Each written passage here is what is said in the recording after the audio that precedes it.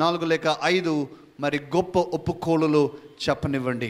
నన్ను బలపరచు వాని యందే నేను సమస్తమును చేయగలను. I will do all things, I can do all things through Christ who strengthens మీ.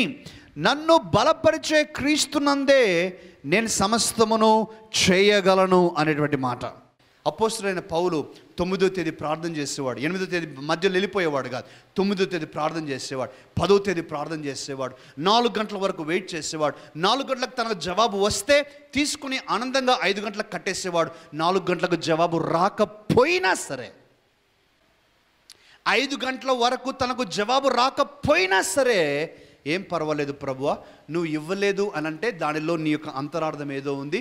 నువ్వు ఇవ్వలేదు అనంటే అది నాకు అవసరం కాదేమో. నువ్వు ఇవ్వలేదు అంటే నీ ఉద్దేశం ఏమై ఉన్నదో నాకు జవాబు ఇవ్వకపోయినా ఏం పర్వాలేదు. నీ మీద నాకు ఎటువంటి అలగటం కానీ, నీ మీద నీకు వ్యతిరేకంగా ఎటువంటి మాట నాలో లేదు ప్రభువా.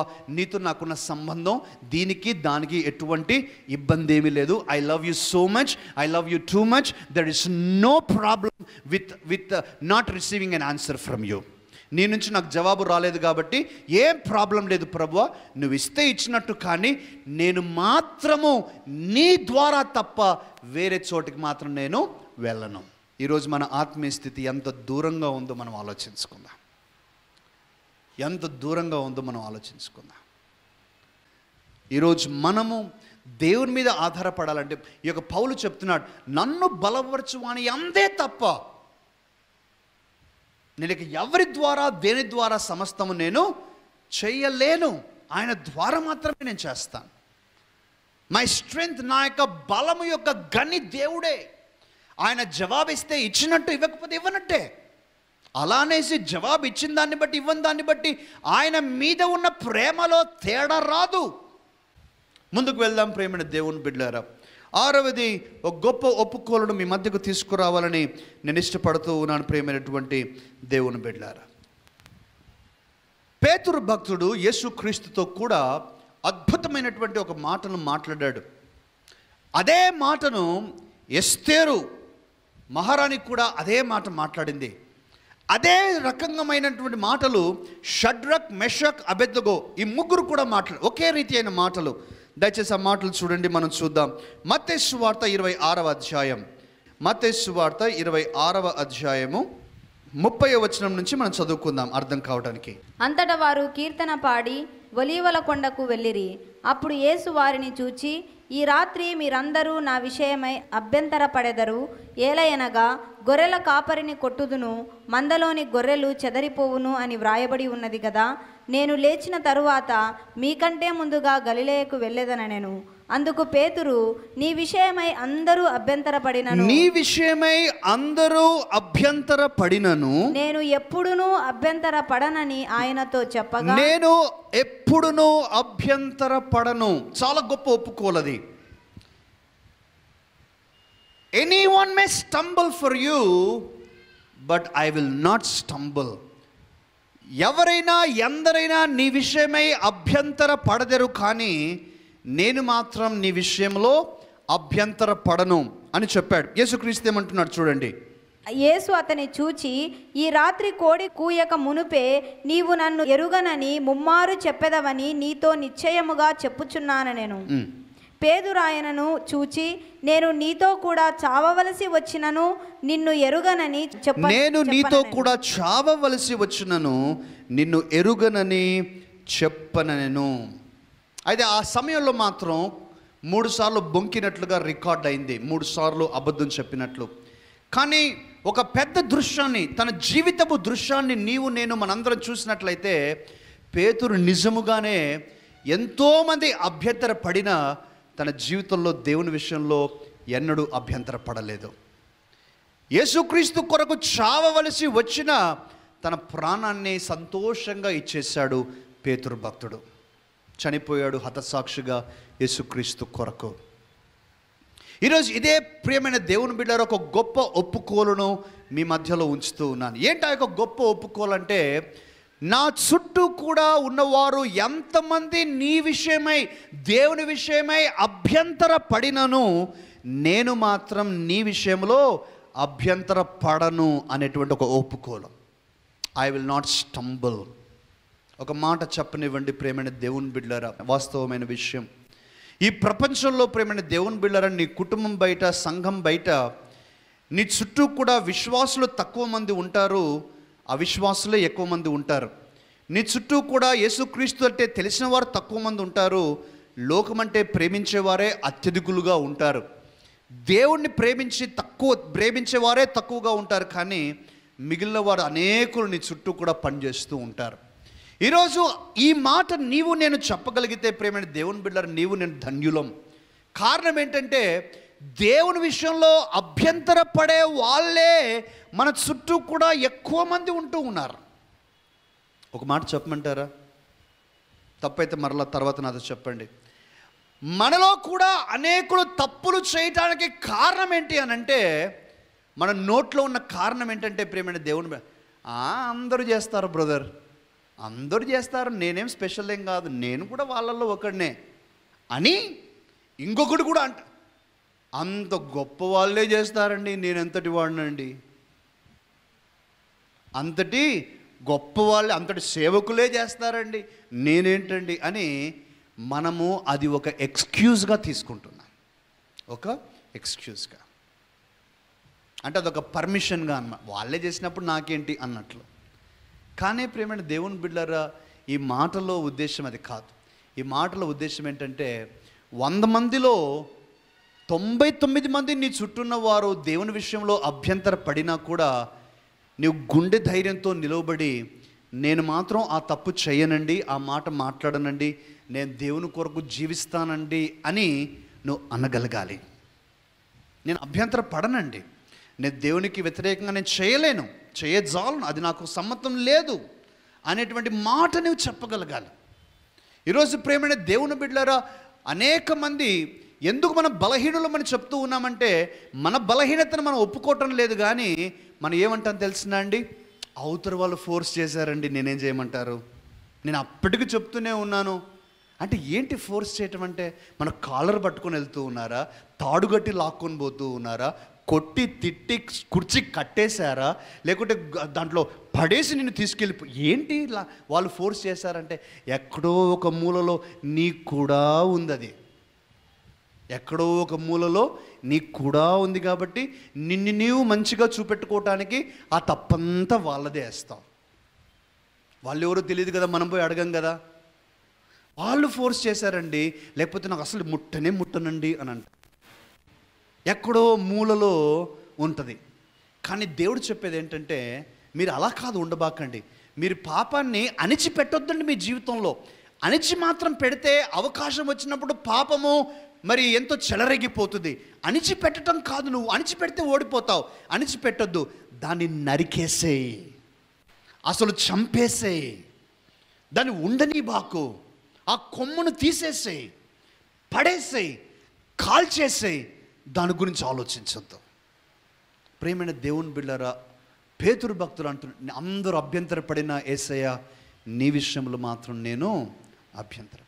బైబిల్లో నోవహు అనేటువంటి గొప్ప భక్తుడు కూడా తన చుట్టూ నెఫీలులు అనేటువంటి జాతి ప్రజలు ఉండేవారు. వారు బలత్కారులని, పాపము చేయువారని, దేవునికి వ్యతిరేకంగా జీవించేవారని దేవుని వాక్యం చెప్తూ ఉన్నది. కానీ అంతటి వారి మధ్యలో కూడా ఒక్కడే దేవుని చిత్తాన్ని చేయటానికి కూడా ముందుకు వచ్చి, అందరూ అభ్యంతరపడిన నేను మాత్రం అభ్యంతరపడను. ఇంకో మాట నేను చెప్పనివ్వండి. పేతురు చెప్పిన రెండవ మాట, నేను చనిపోవలసి వచ్చినను నేను చనిపోయేదను. ఎస్తేరమ్మ అంటుంది ఎస్తేరు గ్రంథంలో, నేను నశించేదను. షడ్రక్ మెషక్ అబేద్నగో అంటున్నారు, రాజా మా దేవుడు సమర్థుడు సహాయం చేయటానికి, ఒకవేళ సహాయం చెయ్యకపోయినా సరే నీవు పెట్టిన ప్రతిమకు మాత్రం మేము మ్రొక్కము. ఈరోజు ప్రియమైన దేవుని బిడ్డలు ఒక మాట నేను చెప్పనివ్వండి. పరిశుద్ధాత్మ దేవుడు నాతో రాత్రి సమయంలో మాట్లాడుతూ వచ్చాడు. 3 గంటల ప్రాంతంలో నేను ప్రార్థన చేస్తూ ఉన్నప్పుడు ఈ పాయింట్ విషయంలో దేవుడు నాతో మాట్లాడుతూ వచ్చాడు. ఆ మాటలు నేను మీతో చెప్తూ ఉన్నాను ఇవన్నీ కూడా. If you have not found a good enough reason to die, you have still not found a good enough reason to live. I repeat, if you have not found good enough reason to die, you still have not found good enough reason to live for. నీవు చనిపోవటకైనను ఆమోదయోగ్యమైన కారణము నీకు ఇంతవరకు దొరకకపోయి ఉంటే, నువ్వు జీవించడానికి కూడా ఆమోదమైన యోగ్యము నీకు దొరకలేదన్నమాట. నువ్వు చనిపోవటానికి కూడా సిద్ధపడినటువంటి కారణం ఏదైనా దొరికితే ఆ కారణం కొరకు నువ్వు ప్రతిరోజు నువ్వు జీవిస్తావు. You have to find a good enough reason to die. పేతురుని అడగండి, పేతురు ఎందుకు ఈ మాట చెప్తూ ఉన్నావు? నిజంగానే ఎవరైనా చంపేస్తే, అరే చంపేస్తే అనే మాట కాదండి, వారు వచ్చి నన్ను చంపినా సరే నేను ఈ మాట కట్టుబడి ఉన్నాను అని పేతురు భక్తుడు చెప్తాడు.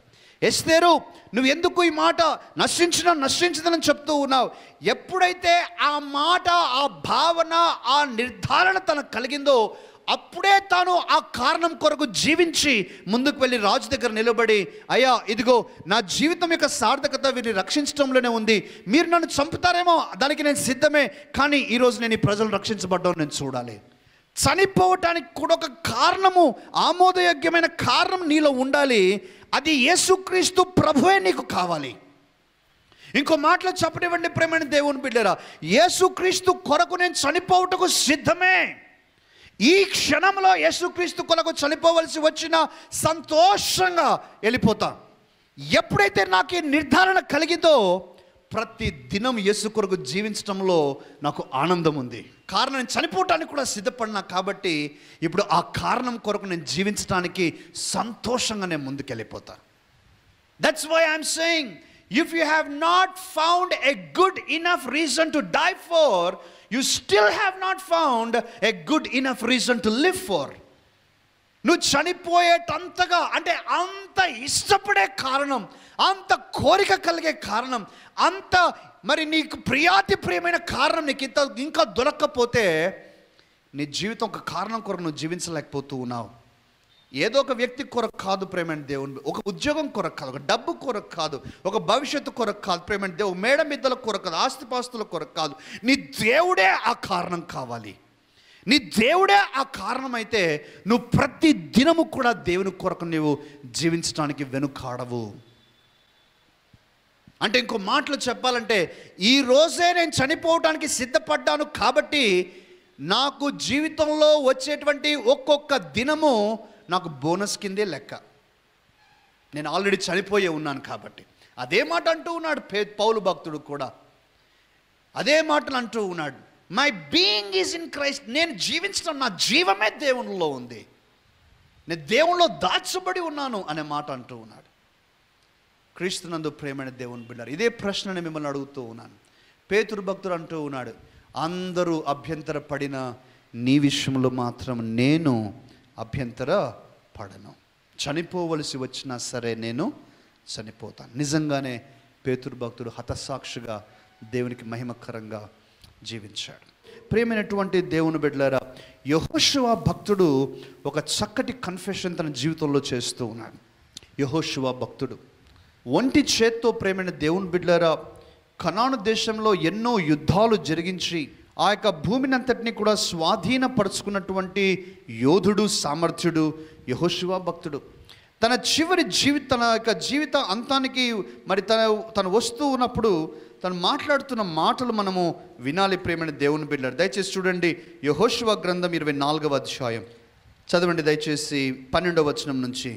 మరియు నేను మీకు ముందుగా కందిరీగలను పంపితిని, నీ ఖడ్గము కాదు నీ విల్లు కాదు గాని అవే అమోరీయుల రాజులనిద్దరినీ తోలివేసెను. మీరు సేద్యము చేయని దేశమును మీరు కట్టని పట్టణములను మీకిచ్చి ఉన్నాను. మీరు వాటిలో నివసించుచున్నారు. మీరు నాటని ద్రాక్ష తోటల పండ్లను ఒలీవ తోటల పండ్లను తినుచున్నారు. కాబట్టి మీరు యెహోవాయందు భయభక్తులు గలవారై ఆయనను నిష్కపటముగాను సత్యముగాను సేవించుచు మీ పితరులు నది అద్దరిని ఐగుప్తులోను సేవించిన దేవతలను తొలగద్రోసి యెహోవానే సేవించుడి. యెహోవాను సేవించుట మీ దృష్టికి కీడని తోచిన ఎడల మీరు ఎవని సేవించెదరో, నది అద్దరిని మీ పితరులు సేవించిన దేవతలను సేవించెదరో, అమోరీయుల దేశమున మీరు నివసించుచున్నారే వారి దేవతలను సేవించెదరో నేడు మీరు కోరుకొనుడి. మీరెవరిని సేవింప కోరుకొనినను నేనును నా ఇంటి వారును యెహోవాను సేవించెదము. నేనును నా ఇంటి వారును యెహోవాను సేవించెదము. అందరు నా వెనుక చెప్పండి మాటలు. నేనును నా ఇంటి వారును యెహోవాను సేవించెదము. మరొకసారి గట్టిగా, నేనును నా ఇంటి వారును యెహోవాను సేవించెదము. దేవునికి స్తోత్రం. ఎంత మంచి ఒప్పుకోలు ప్రేమైన దేవుని బిడ్డలారా. ఈరోజు మన అందరము కూడా ఈ ఒప్పుకోలు చేయగలగాలి. నేనును నా ఇంటి వారును యెహోవాను సేవిస్తాము. ప్రేమైన దేవుని బిడ్డలారా, మరి ఈ మాట చెప్పటంలో మనము మరొక దేవతలను పూజిస్తామని కాదు నేను చెప్పటం. అయినా సరే కొంతమంది మనలో, నాకు ఈ మధ్యలో తెలిసి వచ్చింది ఏంటంటే, ఆయా శుభకార్యాల విషయంలో దేవుని సంఘానికి వస్తున్న వారు, దేవుని యొక్క ఆలయానికి వస్తున్న వారు, దేవుని మాటలు వింటున్నటువంటి వారు కూడా ముహూర్తముల కొరకు, మంచి గడియలు అనేటువంటి వాటి కొరకు కొంతమంది ప్రేమైన దేవుని బిడ్డలారా వేరే వారిని కూడా సంప్రదిస్తూ ఉన్నారు అనేటువంటి మాట నా చెవిలో పడింది. నేను ఆశ్చర్యపోయాను. కొంతమంది సంప్రదించి ఏది మంచి గడియ, ఏది మంచి దినము, ఏది శుభముహూర్తం అని చూడటానికి వెళ్తూ ఉన్నారు. ఈరోజు ప్రేమైన దేవుని బిడ్డలారా, మన యొక్క కుటుంబాన్ని కంట్రోల్ చేసేది ఏమిటి లేక ఎవరు? మన కుటుంబాన్ని కంట్రోల్ చేసేది ఏమిటి లేక ఎవరు? దానినే నీవు సేవిస్తూ ఉన్నావని లెక్క. వారినే నువ్వు సేవిస్తూ ఉన్నావని లెక్క. ఎవరిని కుటుంబాన్ని కంట్రోల్ చేస్తూ ఉన్నారు? నీ ఆలోచనలను, నీ మాటలను, నీ కుటుంబంలో జరిగే నిర్ణయాలను, నీ అలవాట్లను, నీ పిల్లల భవిష్యత్తును, నీ కుటుంబ సమస్యలు తీర్చే విధానాన్ని హూ ఈజ్ కంట్రోలింగ్ దెమ్? ఇంకో మాటలో చెప్పాలంటే ప్రేమైన దేవుని బిడ్డలారా, ఎవరికి నీవు అనుమతి ఇచ్చావు నీ జీవితాన్ని కంట్రోల్ చేయటానికి? ఎవరికి నువ్వు కంట్రోల్ ఇచ్చావు? ఎవరు కంట్రోల్ చేస్తున్నారు నీ జీవితాన్ని?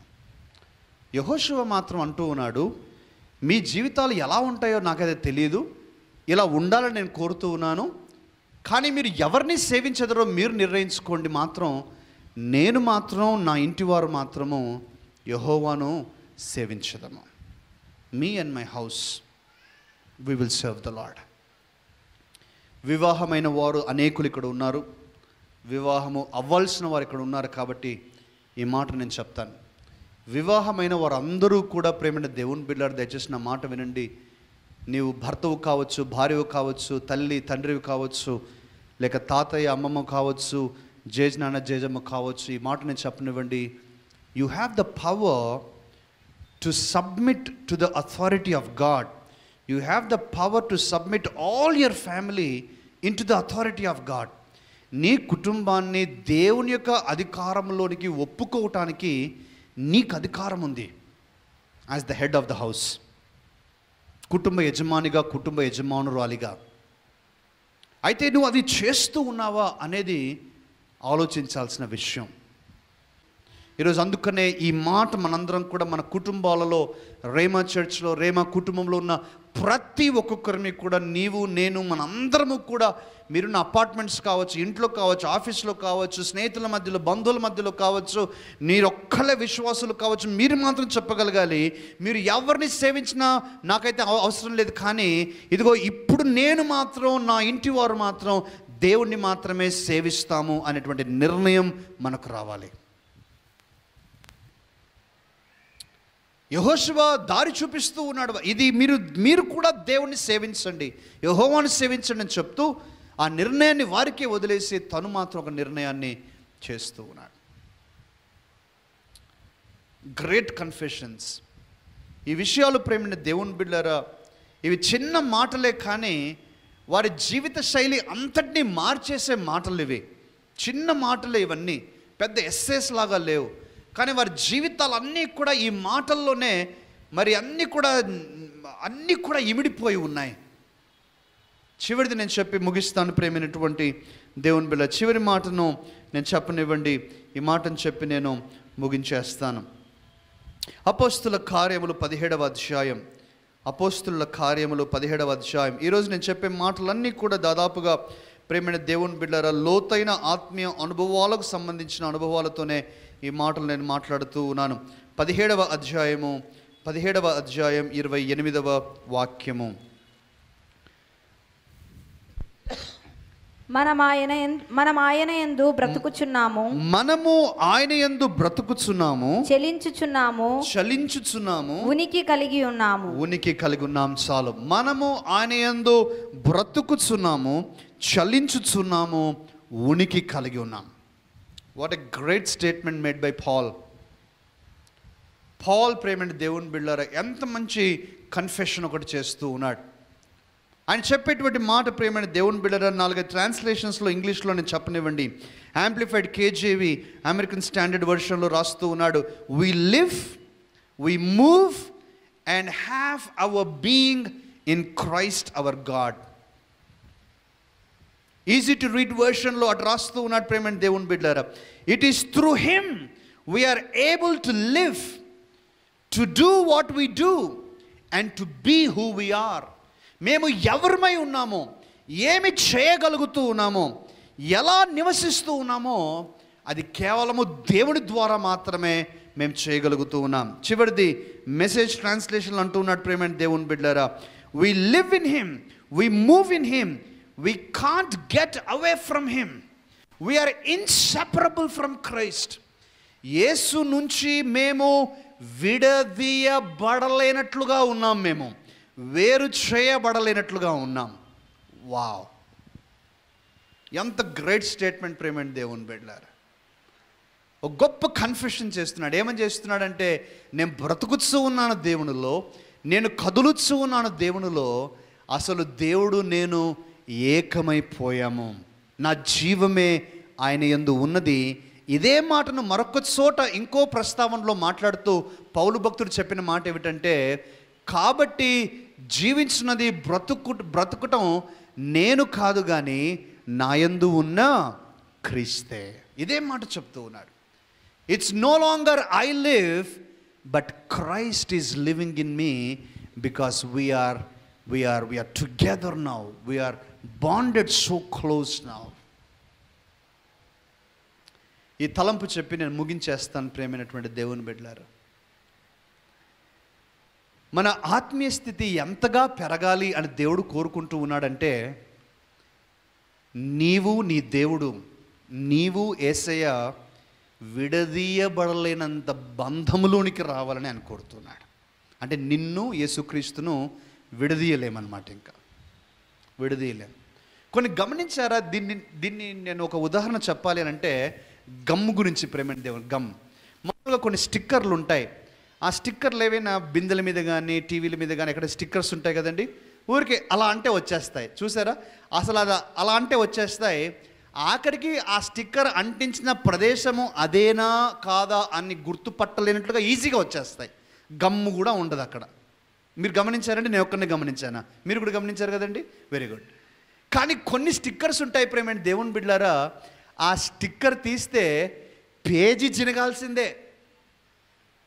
బట్ట చినగాల్సిందే, లేక ఆ వస్తువు పాడు కావాల్సిందే, కానీ ఆ స్టిక్కర్ మాత్రం బయటికి రాదు. ఎంతమందికి అర్థమవుతుంది నేను చెప్పే మాట?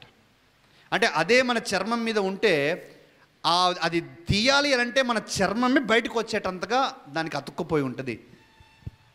పౌలు భక్తుడు అదే మాట చెప్తాడు, I'm so much bonded with Christ, you cannot separate me from Christ. ఇప్పుడు నన్ను అంటే పౌలు గురించి చెబితే యేసు గురించి చెప్పకుండా పౌలు గురించి చెప్పలేరు అన్నమాట. పౌలు గురించి ఆలోచిస్తే యేసుక్రీస్తు గురించి ఆలోచించకుండా పౌలు గురించి ఆలోచించలేమన్నమాట. కానీ ఈరోజు అదే ప్రశ్న మన గురించి అడుగుదాం. ప్రేమైన దేవుని, నీ గురించి, నా గురించి, మన గురించి ఆ స్థితి ఎప్పుడు వస్తుంది? ఎంత దూరంలో ఉన్నాం? సమీపంగా ఉన్నామా? ఇప్పుడే ఉన్నావా నువ్వు ఆ స్థితిలో? నువ్వు ఇప్పుడే ఉన్నావా? నువ్వు ఆయనతో మిళితమైపోయావా? ఏకమైపోయావా? అందుకని అంటున్నాడు, I live in Christ, I move in Christ, in fact my being, నా జీవం ఏదైతే ఉన్నదో ఆ జీవమే క్రీస్తులో ఉంది. ఇక నేను కాదు, ఆ క్రీస్తే నా యందు బ్రతుకుతూ ఉన్నాడు. అంత మిళితమైపోయాడు. ప్రేమైన దేవుని బిడ్డలారా, ఇటువంటి జీవితాలు వేరుగా ఉంటాయి. ఎలా ఉంటాయంటే, నువ్వు మాట తెరిస్తే దేవుని చిత్తం గురించి మాట్లాడతావు, నువ్వు మాట తెరిస్తే దేవుని గురించి ప్రస్తావిస్తావు, నువ్వు మాట తెరిస్తే దేవుని యొక్క ఆలోచన గురించే నువ్వు మాట్లాడతావు, అనుసరించే మాట్లాడతావు. నువ్వు కార్యం తలపెడితే దేవుని యొక్క చిత్తాన్ని గురించి ఆలోచించే తలపెడతావు. సువార్త చెప్పకుండా నువ్వు ఉండలేవు. ఆత్మల భారం నీ గుండెను బరువెక్క చేస్తుంది. నువ్వు దేవుని యొక్క సన్నిధికి రాకుండా, ఆరాధనకు రాకుండా నువ్వు ఉండలేవు. కారణం ఏంటంటే నీ ప్రాణమే అక్కడ ఉంది, నీ జీవమే అక్కడ ఉంది. బైబిల్ చదవకుండా నువ్వు ఉండలేవు, నువ్వు పాటలు పాడకుండా ఉండలేవు, ఆరాధన చేయకుండా నువ్వు జీవించలేవు, నువ్వు ప్రార్థన చేసుకోకుండా అసలు బ్రతకలేవు. నీ జీవితంలో దేవుడితో ఏకమైపోయి ఉంటే నీ జీవిత శైలిలో దేవుడే కనిపిస్తాడు, అద్భుతాలు జరుగుతాయి, ఆనందము ఎక్కువగా ఉంటుంది, నీ జీవితం అద్భుతంగా మారిపోతుంది. నీ జీవితంలో యేసుక్రీస్తు ప్రభువునే ఇతరులు చూడగలుగుతారు, యేసుక్రీస్తు కార్యాలయం నీ జీవితంలో చూడగలుగుతారు. నీ గురించి ప్రస్తావించుకున్నవారు, నీ గురించి మాట్లాడుకున్నవారు, నీ గురించి చర్చించుకున్నవారు యేసుక్రీస్తు ప్రస్తావన లేకుండా నీ గురించి మాట్లాడడం అసాధ్యమైన పనిగా అది తయారవుతుంది. Nobody can discuss about you without mentioning your fullness in Christ.